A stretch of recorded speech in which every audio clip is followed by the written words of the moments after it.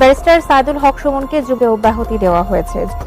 আমার খুব অবাক লাগে এদের কর্মকাণ্ড দেখে। এই সংসদে আমিও মেম্বার অফ পার্লামেন্ট, উনিও মেম্বার অফ পার্লামেন্ট। বলছেন যে তোর হাসিনাকে কেউ থাকবে না, তুই এত বড় সাহস করেছিস, এরকম নানা কথা আমি ইগনোর করে গেছি। আমার মনে হচ্ছে যে আমার হাতে খুব বেশি সময় নাই।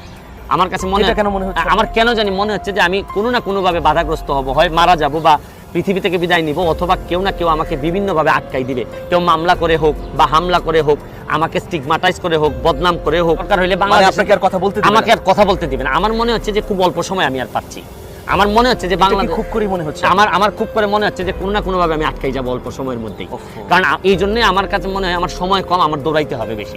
মানুষের কল্যাণে দৌড়তে দৌড়তে ব্যারিস্টার সুমন এখন ক্লান্ত, এবং ক্লান্ত হৃদয় তিনি বলতেছেন যে যে কোনো সময় তাকে মেরে ফেলা হবে। এই কথাগুলো ব্যারিস্টার সুমন একাধিকবার বললেও আপনারা গুরুক্ষেপ করেন না। এইবার নাম ধরে ধরে ব্যারিস্টার সুমন বললেন কারা কারা তাকে মেরে ফেলবে, এবং তিনি স্পষ্ট